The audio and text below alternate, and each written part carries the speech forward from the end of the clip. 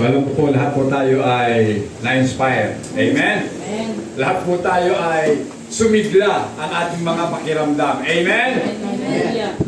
Simula sa pasimula hanggang sa kasalukuyan, mga kapatid, ramdam po natin.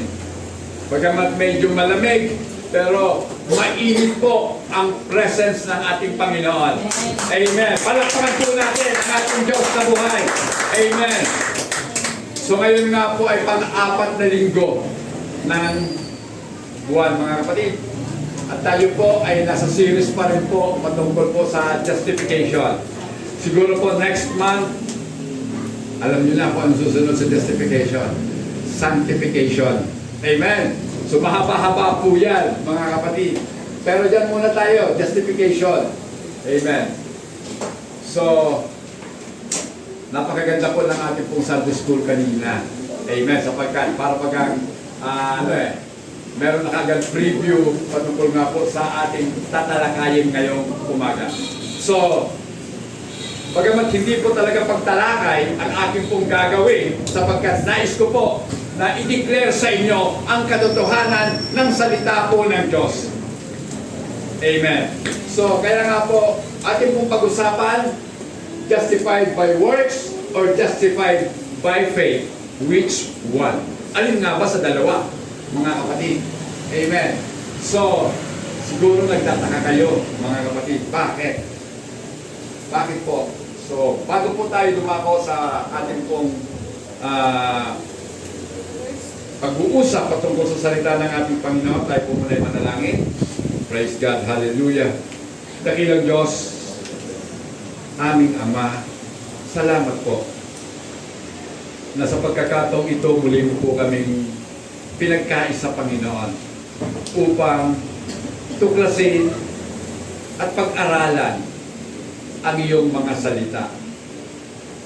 Sapagkat nauunawa namin, Panginoon, na sa pamamagitan ng iyong mga salita, ang aming pong mga buhay ay iyo pong pinagpapala, Panginoon.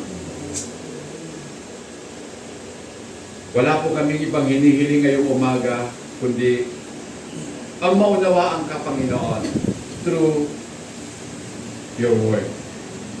Upang ang lahat, Panginoon, ang mga anak mong naririto ay mapagpala, uuwi, Panginoon, na taglay ang biyayang nagmumula sa iyo. Mga katotohanang nagiging sangkap ng aming buhay, Panginoon, upang kami ay lalo pang magtiwala sa iyo. Maraming pong salamat. Ito po ang aming samot dalangin sa iyong makapangyarihan at banal na pangalan, Jesus. Amen and amen. Palakpakan po natin muli ang ating Panginoon. Hallelujah. Praise God. Amen. So, mga kapatid, pakibasa nga po, Romans chapter 3 verse 28. Yan.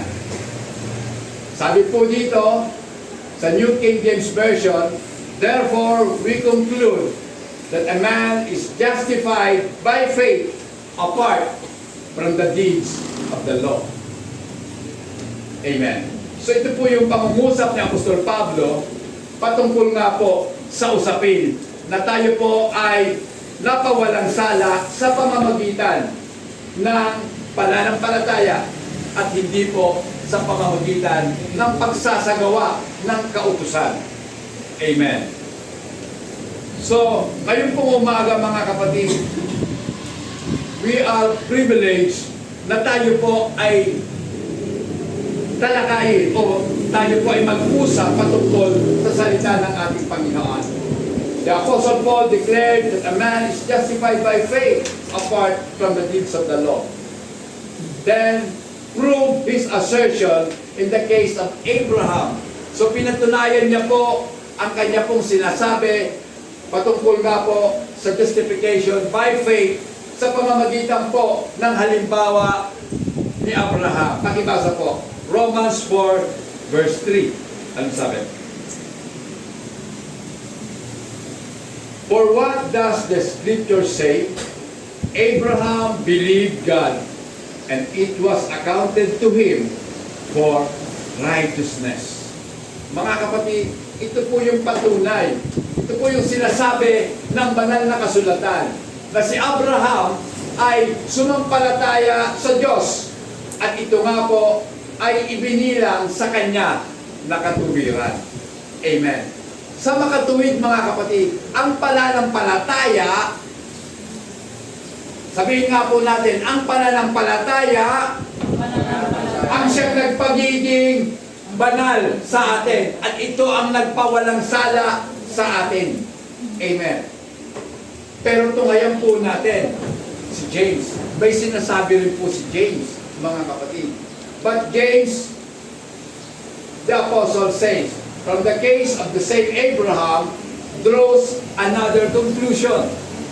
Siguro, magtataka kayo, bakit si James mukha yatang sinasalungat yung sinasabi ni Paul? Dahil ang sabi nga po dito, saying then that a man is justified by works, not by faith only. Diba? Sabi po ni James, ang tao ay napapawalang sala sa pamamagitan ng kanyang gawa. Amen. It seems contradiction, mga kapatid. Diba? Para magkasalungat sila. Hindi ba nga, mga kapatid? Paano magkasalungat? Eto, tingnan natin. Dahil nga po sa ganitong pag-iisip ng mga tao, maging yung pong mga hindi sumasampalataya or infidels, naniniwala po na sa Biblia ay meron po talagang salungatan. Yun po yung paniniwala nila. Kasi nga po, kinuha nila mula sa sinabi ni Paul at tinignan din nila yung sinasabi ni James, mga kapatid. However, ito po, yan, ang pasubali. Difficult to find, to harmonize passages, apparent opposite. Knows there can't be any contradiction in the Word of God. Alam po natin na kailanman ay wala pong kontrahan sa mga salita ng Diyos. Amen? What seems contradiction, kung atin po itong aaraling mabuti, hindi talaga pagsasalungat. Amen? So tingnan po natin. Faith has confidence in the inerrancy of God's Word. Naniniwala po tayo. Dahil tayo pong lahat ay binigyan ng Diyos ng pananampalataya at pagkikiwala, tayo po ay nagkikiwala na ang salita ng Diyos ay walang mali. Amen. Wala pong mali ang salita po ng Diyos. Faith is humble too and praise. Sabi nga po doon, sabi po ni Job, teach me what I do not see. Diba? Yung pananampalataya, hindi po natin nakikita yon, pero naniniwala na kaagad tayo. Amen? So pagamat hindi natin nakikita, pero pinaniniwalaan natin. That is faith, mga kapatid. At sabi po ni Job, turuan mo ako tungkol sa mga bagay na hindi ko nakikita. So, pansin nyo ba mga kapatid? Marami tayong bagay na pinaniniwalaang totoo, bagamat hindi natin nakikita. Number one, mga kapatid, naniniwala ka na ikaw ay may utang, bagamat hindi mo nakikita utak mo. Tama? May utak na ba? O, diba? Pero naniniwala ka, may utak ka. Amen. Ang hangin.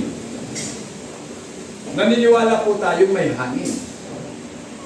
At pinaniniwalaan natin na sa pamamagitan ng hangin, nakakatanggap tayo ng mga signals. Di ba?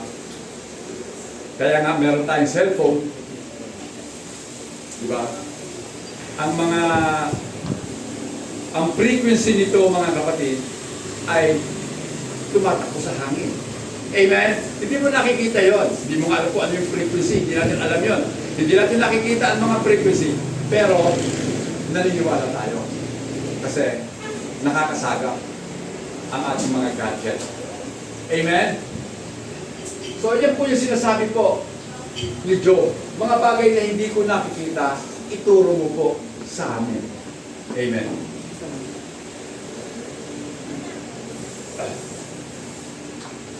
Faith prompts its possessor to a reverent examination and diligent investigation that which puzzles and perplexes, seeking to discover the subject in a separate book, the scope of its writer, the connection of each passage. Mga kapatid, gusto ko pong ating pag-usapan at pag-isipan yung sinasabi po ni Paul doon po sa Romans chapter 3 at yung pong sinasabi ni James doon po sa James chapter 2, mga kapatid. Na para bagang kung sino man po ang nagpapay-ari at kung sino man ang mayroon ng pananampalataya, tayo po ay dapat masusing magsuri. Amen. So, pag sinabi kong reverend, may paggalang at pagkatakot na i-examine po natin kung ano ang mga sinasabi ng salita.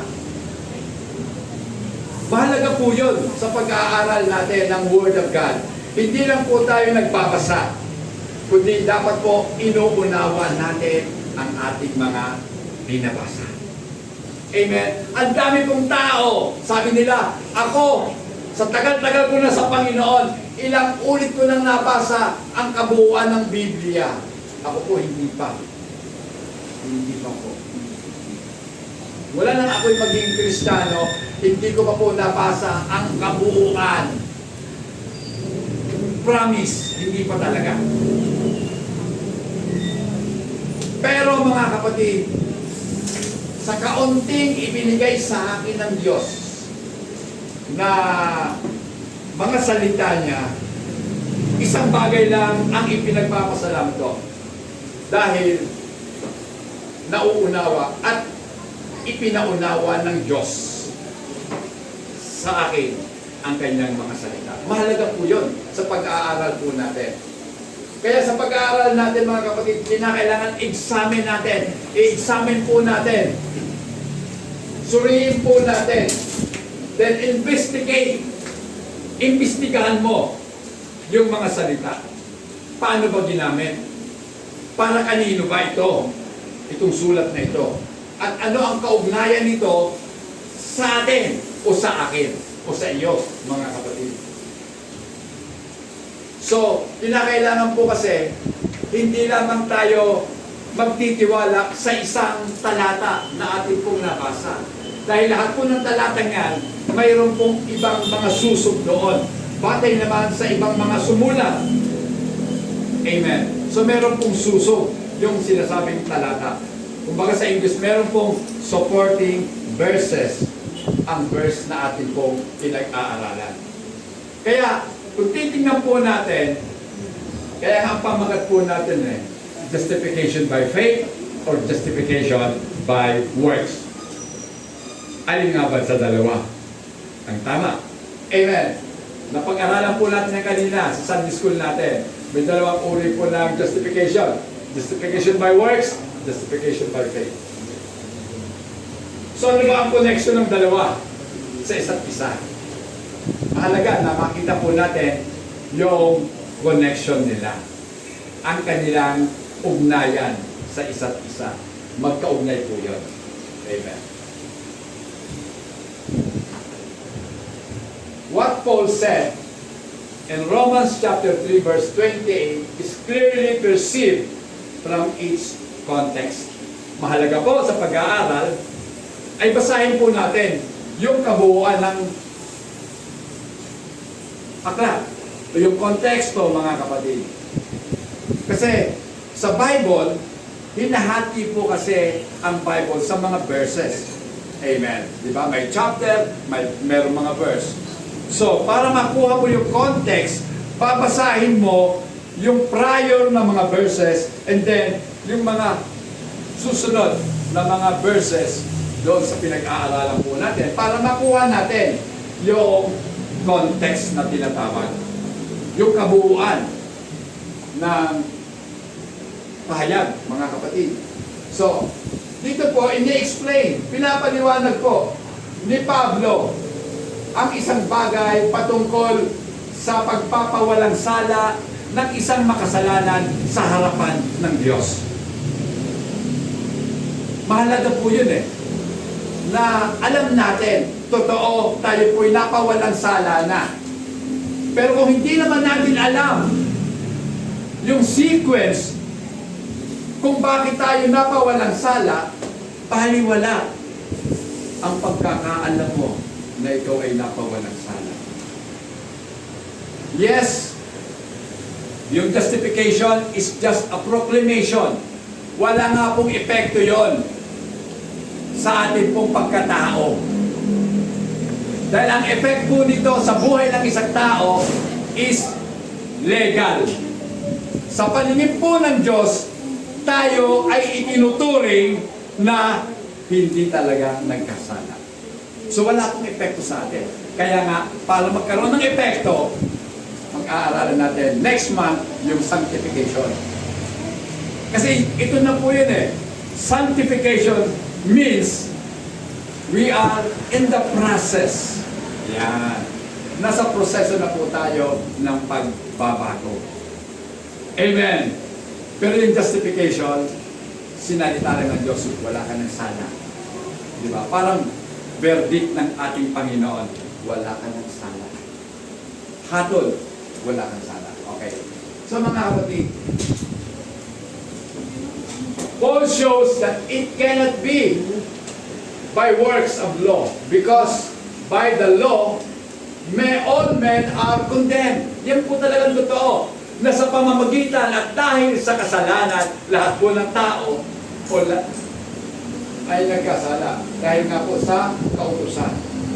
Because of the law, all men are condemned. Totoo naman, hindi po ba? Kung walang batas, di walang magkakasala. Tama ba? Walang batas walang magkakasala. Pakibasa nga po, Galatians chapter 3 verses 11 to 12. Ano sabi? Ito po, papasahin ko. But that no one is justified by the law in the sight of God is evident. For the just shall live by faith. Verse 12, yet the law is not of faith, but the man who does them shall live by them. Ano ba ang ibig sabihin niyan? Stop. Yeah. Ang kautusan daw ay hindi sa pananampalataya. At kung ang sino mang tao naniniwala sa kautusan, dapat ipamuhay niya ang kautusan. Amen? Ipapamuhay mo yung law. Ang tanong, eto, meron bang tao na nakasunod sa kautusan? Wala. Diba? At kung babalikan po natin ang gospel, mababasa po natin doon na ang kausap ng Panginoon, yung tinatawag na rich young ruler, tinanong ng Panginoon, nagawa mo ba ang kautusan? Sabi niya, buong pagmamalaki sinabi niya, opo, simula pagkabata, nagawa ko na. Naniniwala kayo? Nagawa niya. Ako hindi. Wala.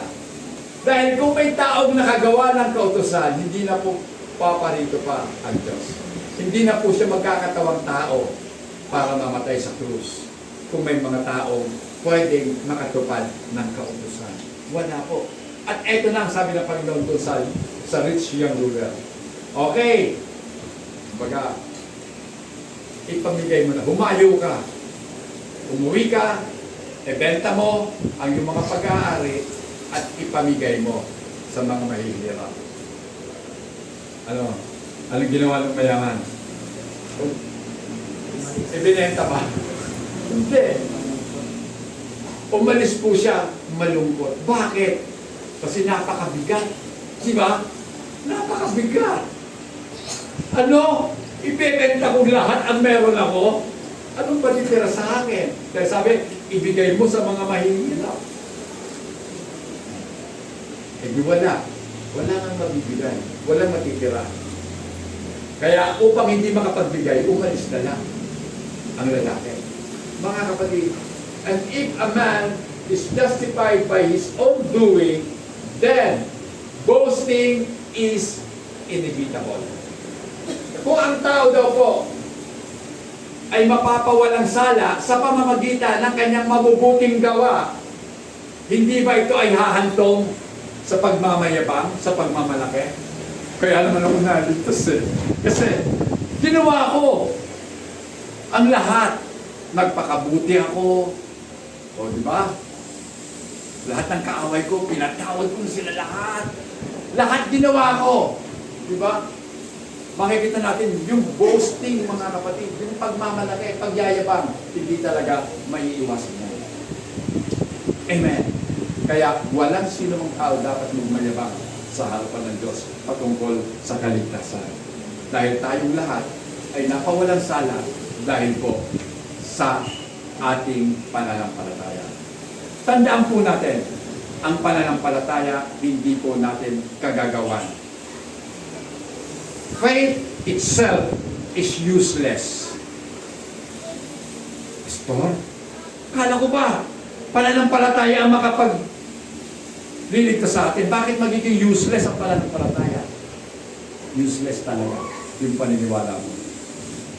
Kung mali ang object na iyong pinaniniwalaan. Amen? Di ba? Kinakailangan yung faith mo sa Panginoong Jesus, hindi kung kanino pa man. Di ba? Lahat naman ng tao naniniwala eh. Naniniwala nga sila sa mga Buddha. O yung ba, maliligtas dahil may faith sila? Hindi. Kaya mahalaga, alam mo, kilala mo kung sino ang pinag-uukulan natin ng ating pong pagtitiwala. Siya ay walang iba kundi ang ating Panginoong Yesus, ang tunay at nag-iisang Diyos.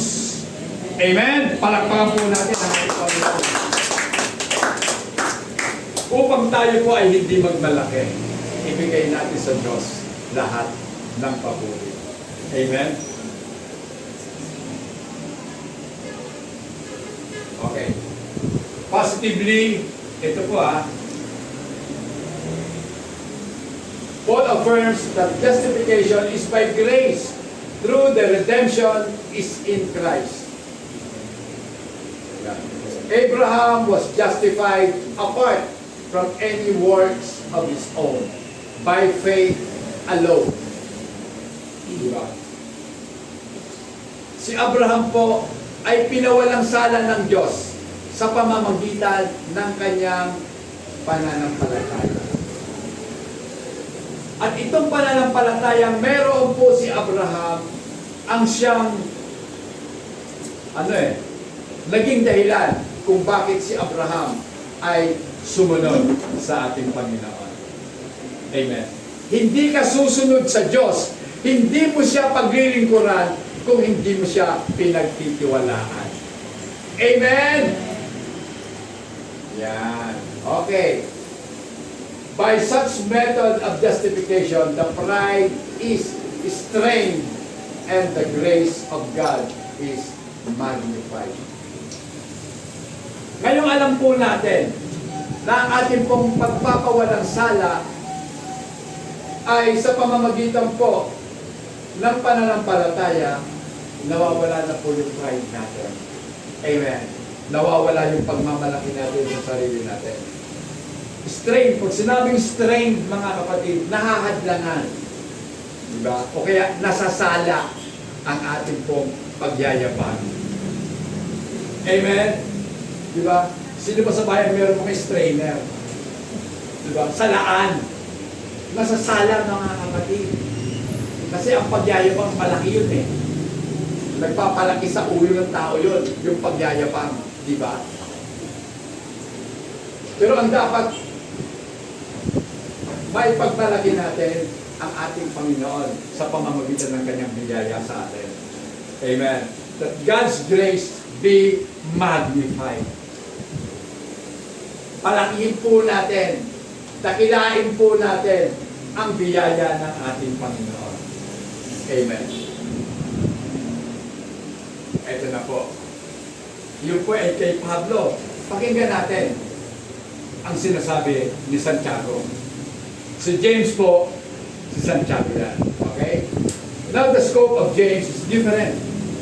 His letter was written to counteract error. Bakit sinulat ni James itong Book of James? Upang i-counter niya o salungatin niya ang mga mali. Sapagkat lahat po ng taong hindi sumasampalataya kay Kristo ay naniniwala sa kanilang sariling katuwiran. Amen. Naniniwala ka bang matuwid ka? Dati po ako naniniwala. Mula po kasi pagkabata, naturuan po kami. Mula sa lola ko, tinuruan kami. Nanay ko, tinuruan kami. Pero bakit wala si tatay? Hindi nagturo. Kasi alam niyo mga kapatid, alam niyo ba siguro ang kwento ni Timothy, di ba? Si Timothy, ang nanay niya, ang lola niya, mga Hudyo. Tatay niya Grego. Paano magtuturo ang tatay na Grego? Hindi naman naniniwala sa ating Panginoong Jesucristo. So, ang nagturo sa kanya, yung lola niya at ang kanyang nanay. So, ganun din pa ko. Ang tatay ko kasi hindi naman talaga palasimba yun. Hindi naman siya maka-Diyos. Pero yung lola ko, nanay ko, maka-Diyos sa kanilang sariling pamamaraan. Hindi ko sila born again, pero maka-Diyos po sila sa sarili nilang pamamaraan. Yun po yung salitang angkop para doon. So, pero nakita ko po, sa salita ng Diyos, sinasabi, sa Isaiah 64 verse 6, ganito po ang sinasabi. Yan. But we are all like an unclean thing. Katulad daw tayo ng mga maruruming bagay. And all our righteousness are like filthy rags. Lahat daw po ng ating katuwiran ay tila lamang mga maruruming basahan. We all fade as a leaf. Tayo nalagas na parang mga dahon, and our iniquities like the wind have taken us away. So ito, yung mabubuting gawa natin, prior na sinanggap natin ang ating Panginoon, ay para lamang mga maruruming basahan sa paningin po ng Diyos. Ibig sabihin, talagang napakarumi natin. Amen.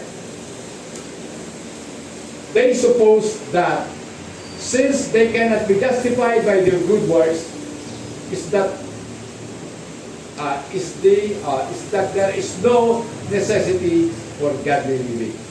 Kaya alam po nila ang katotohanan na walang tao na maaari pong mapawalang sala sa pamamagitan ng mabubuting gawa. Kaya ang ginawa po nila, sinabi nila, hindi na pala natin kinakailangan pang mamuhay ng naaayon sa kalooban ng Diyos. So, ang ginawa po nila mga kapatid, eto, many turn the grace of God into lasciviousness. Pag sinabing lasciviousness, it means kahalayan. Okay, hindi pala tayo magiging maaaring ganap sa pamamagitan ng mabubuting gawa. By grace pala tayo, so gumawa na lang tayo ng mga mali. Kasi, mabait naman ang Diyos, mapapatawad tayo. Diba? So, ganun po ang iniisip ng mga tumutuligsa sa katotohanan. At ito po ang kinokontra ni James. Mga kapatid, nakita nyo? Tinuturo kasi ni Paul, ang tao naligtas dahil sa pananampalataya. Si James naman, hindi lang sa pananampalataya. So, hindi lang sa pananampalataya. James conveys that the wickedness and danger of godly living. So, ibig sabihin, mga kapatid, pag sinabing convey, ipinapahayag ni Santiago na ang kasamaan ay nagdudulot ng kapanganiban kung tayo po ay mamumuhay ng hindi makadiyos. So, mauwi po sa panganib, mga kapatid.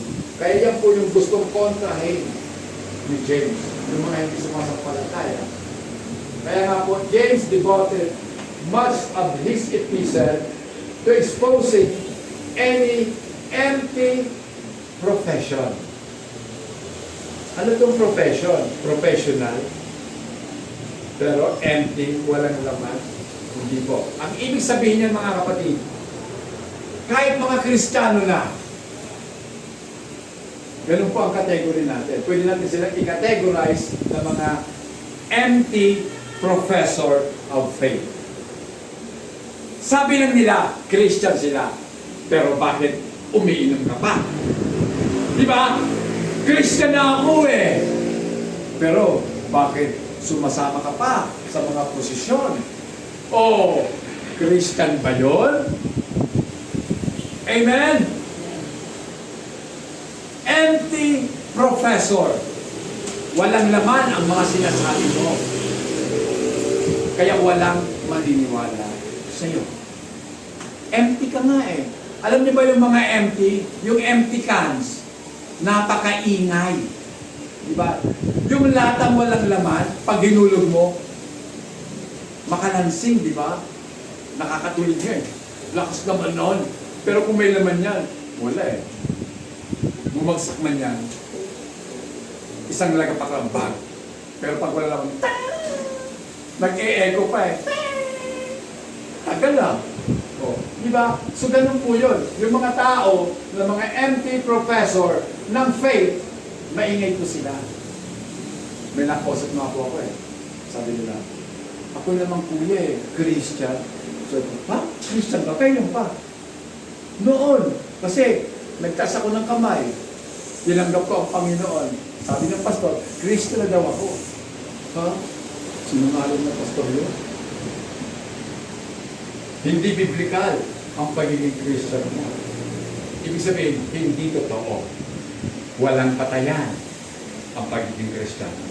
Dahil ang pagiging Christian, mga kapatid, hindi lang sa muso, kundi nasa puso.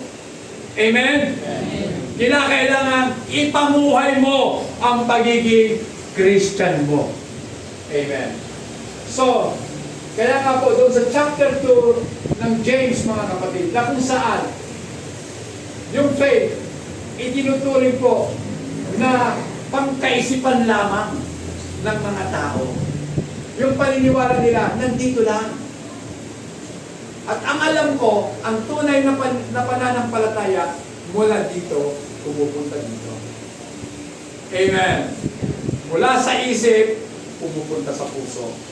Amen. Eh, hindi rin ako naniniwala na sa puso lang. Magiging tanga tayo na. Magiging mga blind followers tayo. Di ba? Kung puro tayo emosyon dito, walang intellectual. Wala ang faith na meron tayo. Mahalaga, ito ang inuuna. Bakit nasa ulo? Bakit nasa taas ang utak? Para mag-isip ka. Para suriin mo, alamin mo, kilalanin mo, saliksikin mo, bukayin mo ang mga katotohanan na nakapaloob sa salita ng Diyos. Amen. Ang dami pong charges. Baka pamili ka doon sa padami, sa malamig, sa magandang mga upuan. O, doon sa libo-libo kayo, ang saya-saya, sabi nila. Ang saya-saya dito, pastor. Dahan kami. Yan na kayo kung madami kayo. Hindi naman padamihan ang kaligtasan. Amen! Ang kaligtasan ay ang pagsunod sa katotohanan. Amen! Kung madami nga, pero wala naman sa totoo, baliwala, mga kapatid. Diba? Okay, tuloy natin. So yung paniniwala ng mga taong ito na tinutukoy ni Santiago ay nandito lang sa isip. Which is for themselves is sufficient for their salvation. Para sa kanila, sapat na meron kami pananampalataya sa isip para sa aming kaligtasan. Though it had no spiritual influence upon their hearts, minds, and conduct. So yung kanilang paniniwala, wala pong epekto sa puso nila, walang epekto sa isip nila, at lalo walang epekto sa pamumuhay nila. Kung ano ang pamamaraan ng mundo, ganoon din ang pamamaraan nila. Kung anong hinahabol ng mundo, yun din ang hinahabol ng mga nagsasabing Christian sila. Matanong ko nga po pala kayo, para ano ba tayo'y nabubuhay? Nabubuhay ba tayo para mag-accumulate ng wealth at magkaroon ng magandang health? O nabubuhay tayo para sa Panginoon? Amen. Kung tayo nabubuhay para sa Panginoon, anong sabi ni Paul? Sa mabuhay man o mamatay, maglilingkod ako sa Panginoon. Amen! Palakpakan po natin ang ating Panginoon. Amen! Diba? Ganun dapat, mga kapatid. May blessing man o wala, maglilingkod ako sa Panginoon. Amen! Dahil hindi lahat ng blessing galing sa Diyos. Diba? Eh, anong tawag dito sa nanalo sa loto? Hindi ba blessing din yun? Ngayon ang tanong, sa Diyos ba galing yun? Hindi. Hindi po sa Diyos. Mga kapatid. At dito, ipinapakita po ni James na ang kanilang pag-asa ay wala, paliwala. Yung mga taong nagsasabi na kami ay naligtas dahil lamang sa aming mga ginagawa, baliwala ang kanilang kaligtasan, mga kapatid. And the faith is far inferior than the demons. Kung meron po silang paniniwala, mas mababa ang kanilang paniniwala sa paniniwala ng mga demonyo. Kasi mga demonyo man naniniwala merong isang Diyos. Amen. At ito ang matindi. Nanginginig sila. Pero, ikaw, tayo, naniniwala tayo mayroong isang Diyos, pero hindi tayo nanginginig. O, di ba? Saan ito? Ibig sabihin, mas matindi ang pagkatakot ng mga demonyo sa Diyos. Samantalang tayo, walang takot sa Diyos. Di ba? Mali po yun. O, pakibasa nga po, James 2:19. You believe that there is one God. Tama po yun. There is only one God. You do well, sabi po ni James. Even the demons believe and tremble. Diba nanginginig sila? Dahil sa kanilang paniniwala, meron lang isang Diyos. Amen.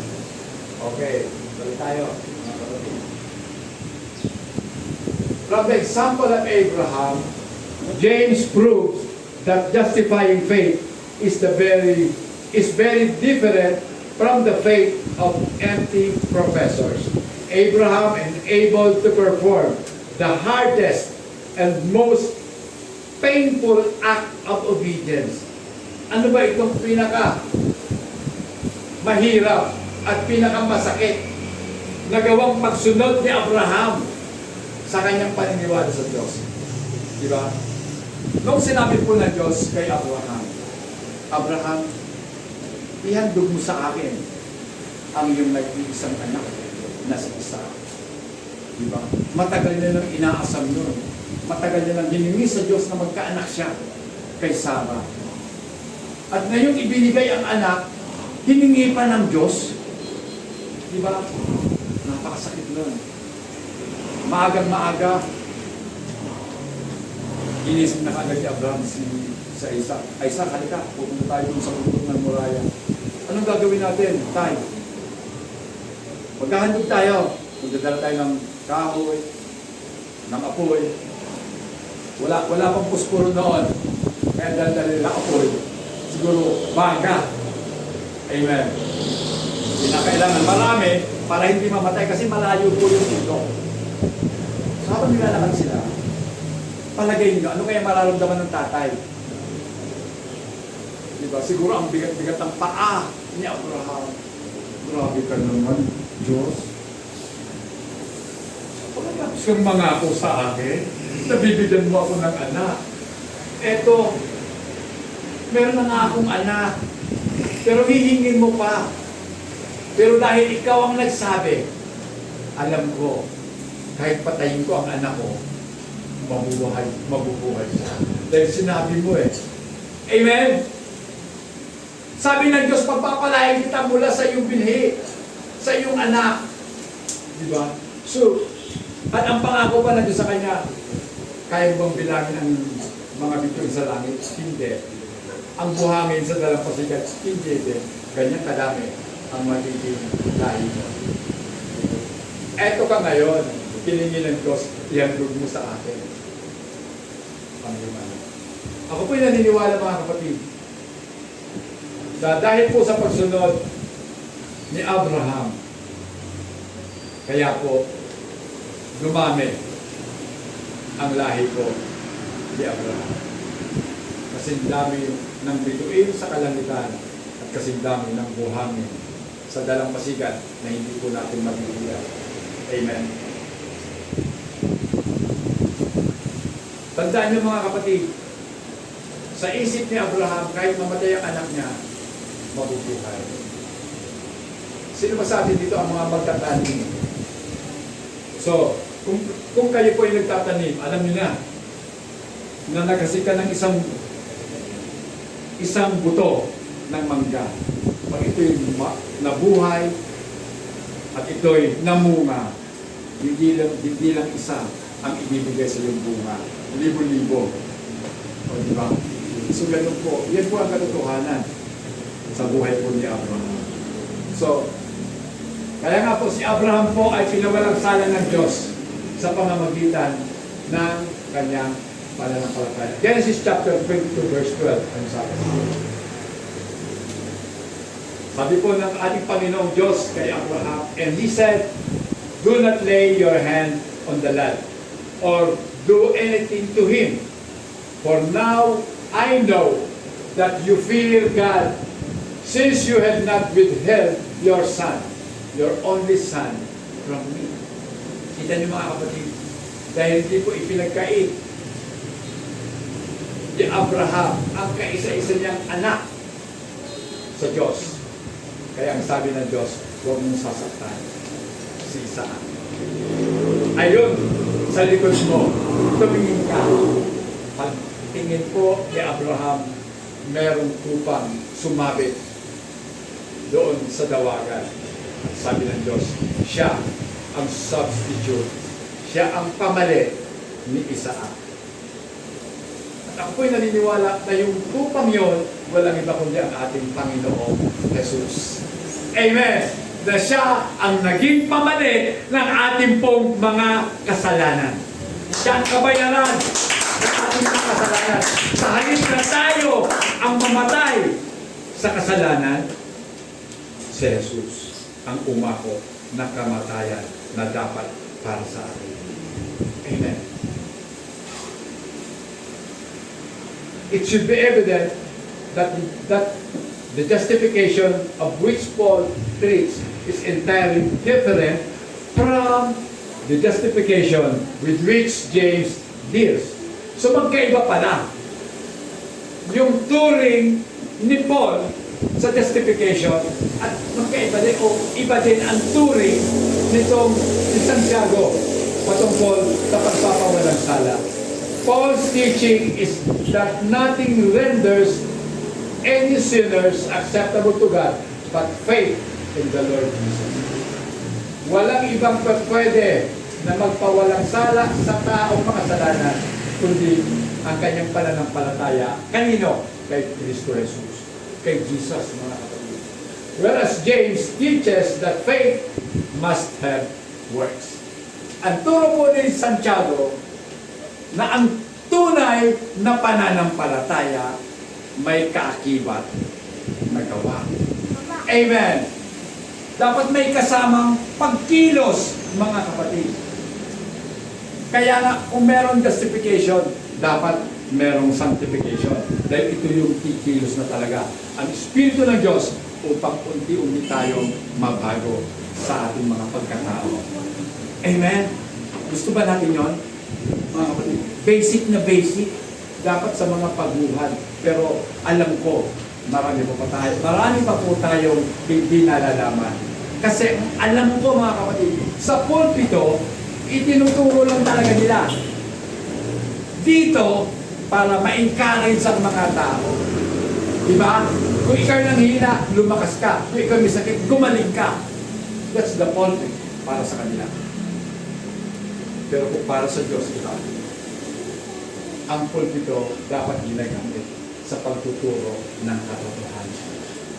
Amen. Minsan, uuwi ka, nasaktan ka. Siyempre, malungkot ka. Kasi nasaktan eh. Yun namang iba, uuwi, masaya.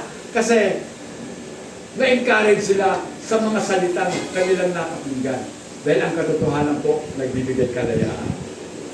Pero doon, sa mga nasa kamalian, ang katotohanan, masakit makakinggan. Amen. Kasi, di ba, ang katotohanan, truth hurts. Di ba? Ang katotohanan, masakit. Tama ba? Lalo na po sinabi ko, ikaw ay makasalanan. Well, hindi totoo yan. Totoo po, lahat tayo makasalanan. Ako, makasalanan. Pero isang pinagpapasalamat ko sa Diyos. At kayo rin po yung mga makasalanan. At dapat natin ipagpasalamat sa Diyos na bagamat tayo makasalanan, tayo ay pinatawad ng ating Panginoon. Palakpakan po natin ang ating Panginoon. Yan po sa sabi ni James na ang pananampalataya dapat may kaakibat na gawa, mga kapatid. Justifying faith cannot exist if work is absent. Kung wala pong gawa, ang pananampalataya ay hindi totoo. Dito lang yon. Hindi nakapasok sa puso, kaya walang gawa. Yeah. True faith produces fruits. Diba? Ang tunay na pananampalataya, laging may bunga. Ano yung bunga? Yung 9 fruit of the Spirit sa Galatia, di ba? Makikita mo doon, siyang po yun. Unang-unang bunga doon, pagmamahal. Marunong ka na magmahal. Mahal mo na ang lahat ng tao. Kahit na inaaway ka, mahal mo pa rin siya. Amen? Amen. Kaya pa natin yun. Hindi, kaaway ko yun talaga. Ayoko doon. Ayoko makipagbati sa kanya. Kaaway ko yun eh. Bahala. Eh kung sabihin ko sa'yo, kaaway mo rin ng Diyos. Ha? Bakit? Sabi ng Panginoon, kung ano ang ginagawa mo sa iyong kapatid, ginagawa mo sa akin. Ikaaway mo siya, ikaaway mo ang Diyos. Amen? Para ko natin ang Panginoon. Amen. So kaya nga po mga kapatid, toward God and toward men. So may bunga lagi yan eh. Pagpatungkol sa Diyos, namamahal na natin ang Diyos higit sa lahat. Diba? Kahit na sabihin natin na masarap matulog, mahal lumigmig ang panahon. Diba? Kahit wala kang aircon, masarap matulog. Wow! Mamaya na ako gigising. Sister Ray, mamaya na ako gigising. Pero dahil mahal mo na ang Panginoon, maaga ka nagigising. Amen. Marami kang dapat ipag-pray, mga kapatid. Then, para po kay James, ay para kay Paul, ang justification po ay sa Diyos. Para kay Paul, ay para kay James naman, ang kanyang justification dito ay para makita ng mga tao. Paano makikita ng mga tao ang pananampalataya mo? Diba? Kaya nga ang hamon nga po ni James, show me your faith.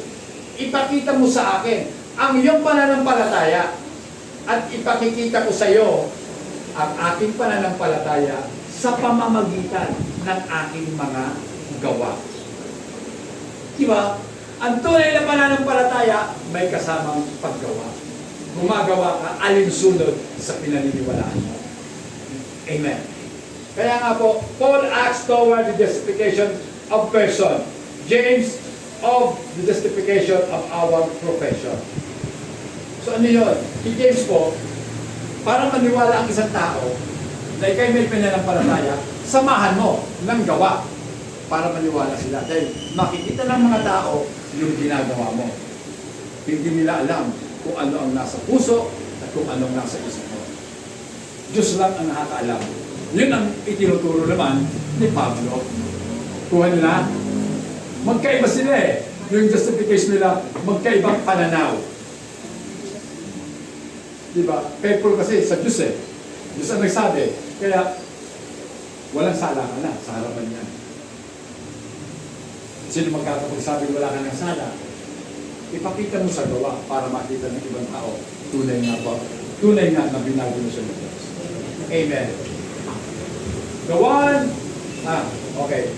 The one is by faith alone, and the other is by faith which works by love and produces obedience. Maganda rin ito kay Santiago, sapagkat sa kanyang pananampalataya ay kumikilos sa pamamagitan ng pagmamahal. Amen. At nagbubunga ng pagsunod. Amen. Mahalaga kasi yung bunga eh. Dahil magiging walang kabuluhan ang puno, kahit napakarami pang dahon niya, napakalago ng puno, kung wala namang bunga. Anong sabi ng Panginoon? Sumpayin ka. Puno na hindi nagbubunga. Diba? Kinabukasan, pagdaan nila ng mga alagad, nakita nila ang puno. Unti-unti nang nalalanta kasi walang bunga. Amen? Walang bunga. Kaya mahalaga sa atin, mamunga tayo. Amen.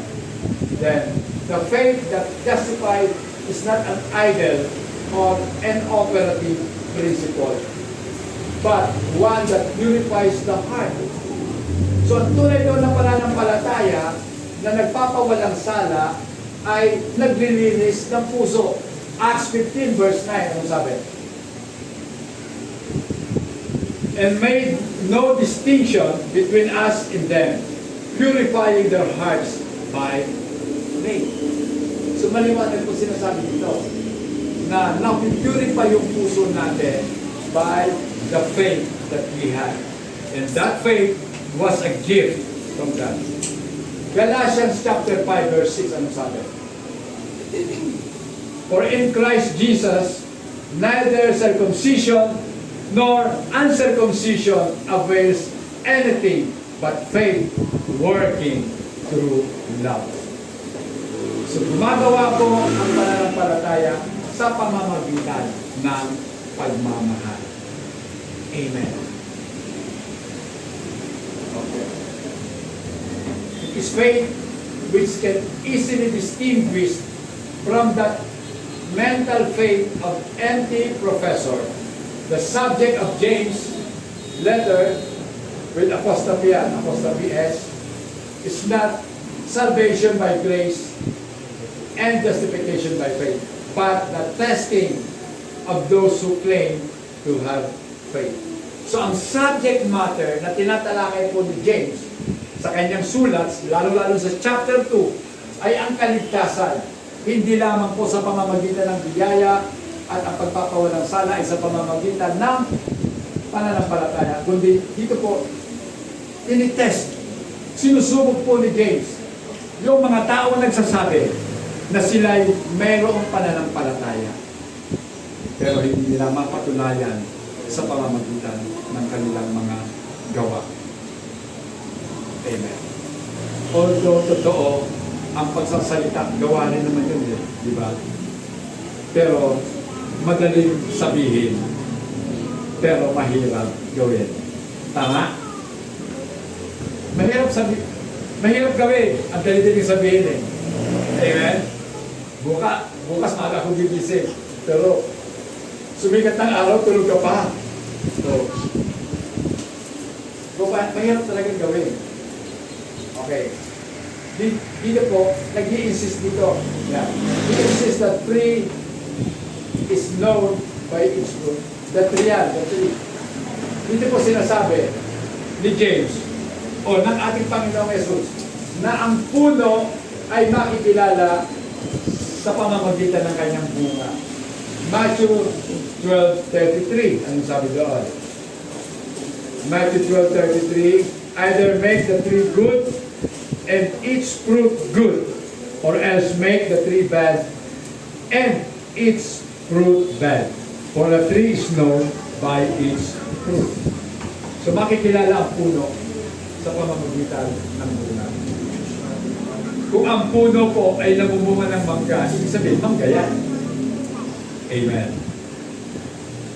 Pwera na lamang sa ating pong panahon ngayon. Di ba? Meron pong tinatawag na grafting technology. Hati ang bunga. Meron isang sanga ang bunga. Bakit may ano dyan? Bakit may atis? Pero ang puno, mangga. Yung pala, grafted, yung atis. So, ganun po tayo. Tayong mga Gentiles, grafted sa mga totoong olibo. Dahil ang totoong olibo, Israelites, tayo hindi. Tayo mga ligaw na ikinabit lamang sa tunay. Amen. Pero dahil ikinabit ka, ang nananalaitay sa'yo, ang nagbibigay buhay sa'yo, kung sino nagbibigay buhay sa totoo, siya rin nagbibigay buhay sa atin. Amen. That the righteous person is one who walks in the path of righteousness, a man who is not a doer of the word, but hearers only, is self-deceived, deluded, and mislead. So tayo raw po ay hindi lamang mga tagapakinig. Amen. So ang ibig kong sabihin mga kapatid, para hindi ka magmukhang tagapakinig lang, lahat ng napakinggan mo, gawin mo. Amen. Para maging gumag ka. Kasi pag hearer ka lamang, pag tagapakinig ka lang, dinadaya mo ang sarili mo. Amen. Diba? Diludid ka pa. Then, nailigaw ka na, misleaded ka. Amen. Diba? So pag ikaw ay dinaya mo sarili mo, wala na pong pinakamasaklap na pangyayari sa buhay ng tao, kundi yung dayain niya ang kanyang sarili.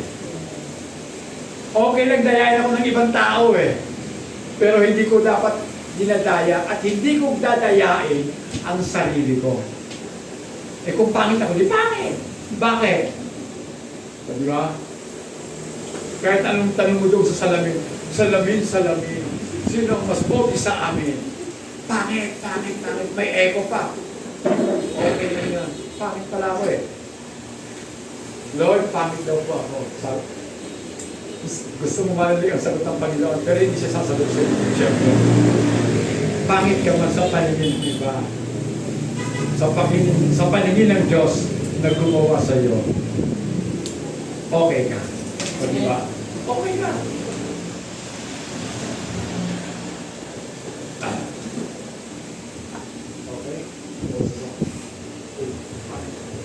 Okay.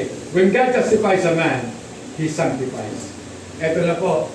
Kapag ang tao po ay pinawalang sala ng Diyos, ang kasunod noon, hinihiwalay tayo ng Diyos para magmukha kang naiiba. Amen? Iiwalay ka na ng Diyos. Kaya yung dati mong tropa, hindi mo na tropa ngayon, lalayo ang kanila. Ay, ayoko na, basta. Gusto ko pa rin sila. Kahit Christian ako, pwede ba yun? Kahit Christian ako, tropa ko pa rin sila. Sasama pa rin ako sa kanila. May sinasabi ko sa banal na kasulatan na wala akong pinagsasamahan ang dilim sa kaliwanagan. Tama ba? Hindi pwede magsama ang dilim at liwanag. Kapag dumating ang liwanag, tatakbo na ang dilim. Di ba? Bukas, maaga kayo gumising. Tingnan nyo, sa silangan, habang nagliliwanag na, itinataboy ng liwanag yung dilim. Amen. Hanggang sa sumikat na ang araw. Kung wala na po yung liwanag, papasok naman ngayon ang dilim. Diba? Pag lumubog ng araw, pasok na ang kadiliman. Ibig kong sabihin, kung wala na si Jesus sa buhay po natin, pasok ulit ang dilim. Yayahin po natin si Joshua. Noong nakikipaglaban, hiniling niya sa Diyos, patigilin ang araw sa pag-inom. Diba? Para manalo sila. Kasi pag gabi na, matatalo na sila. Pero dahil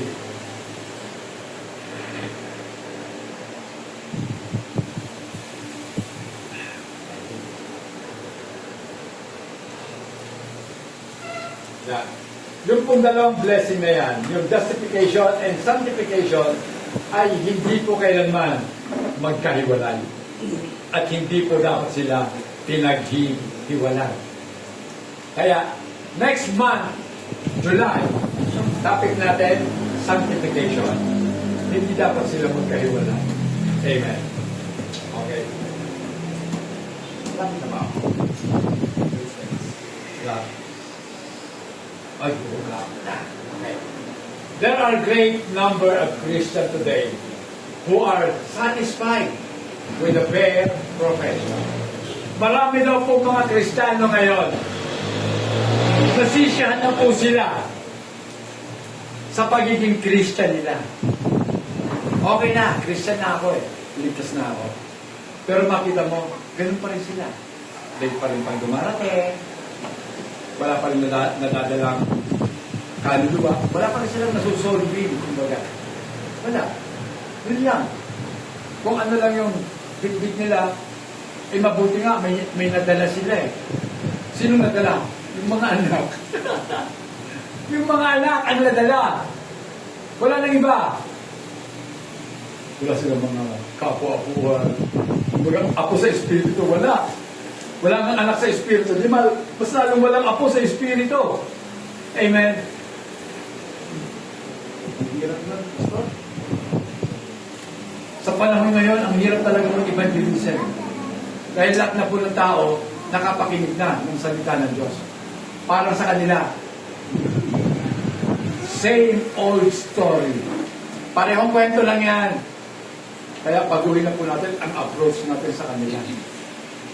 Huwag po yung sasabihin mo, mahal ka ng Diyos, kapatid. May patapit-tapit pa. God's love, mahal ka ng Diyos. Sino may sabi? Basahin nyo nga sa Bible kung mahal ng Diyos yung mga makasalanan.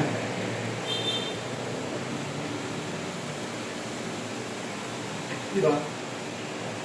Sasabihin ng ibang preacher ganito, God loves the sinner and hates the sin.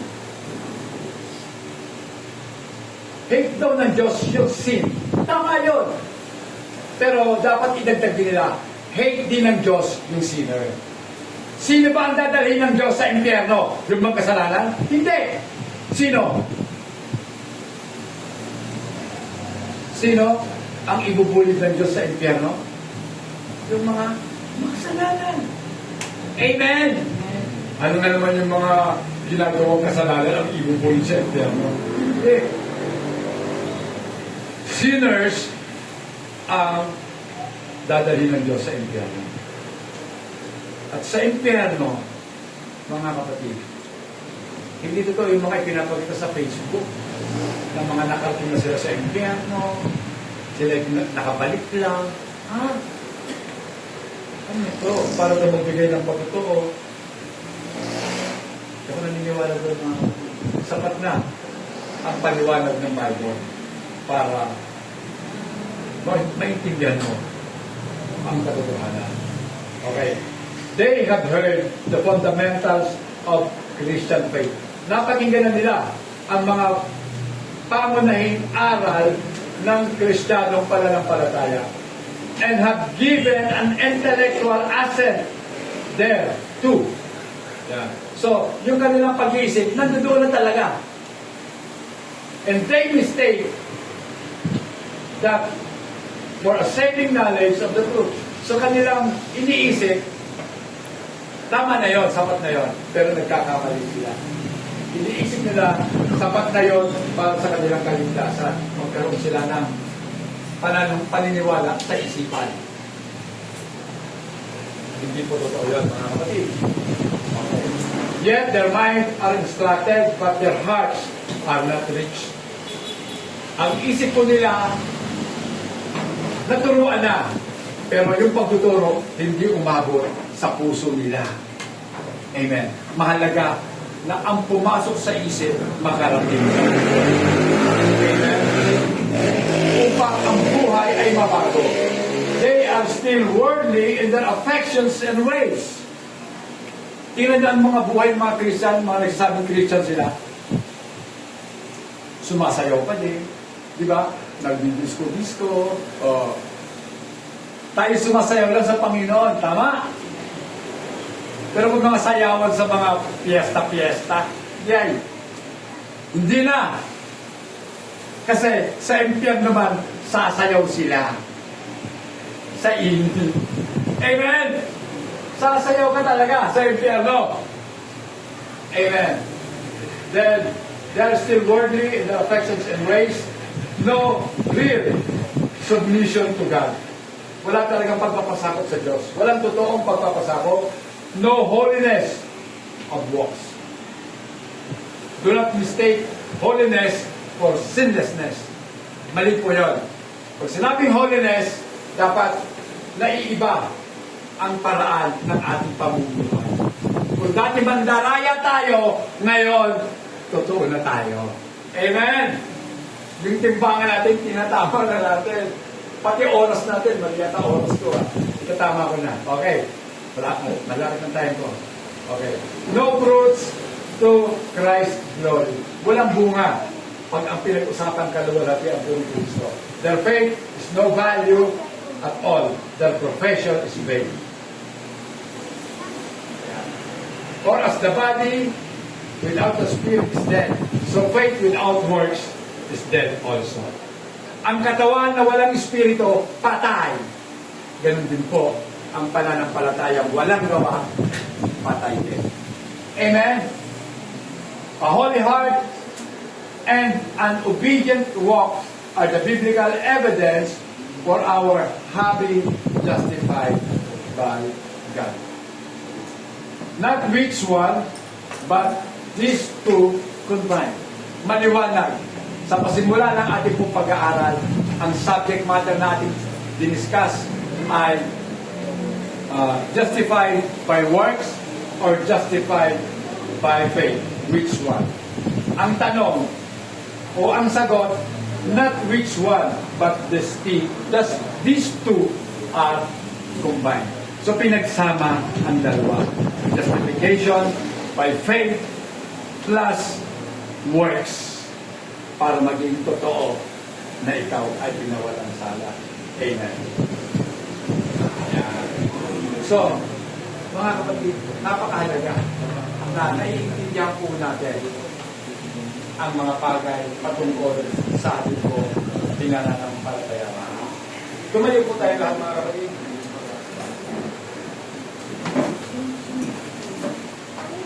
Sorry.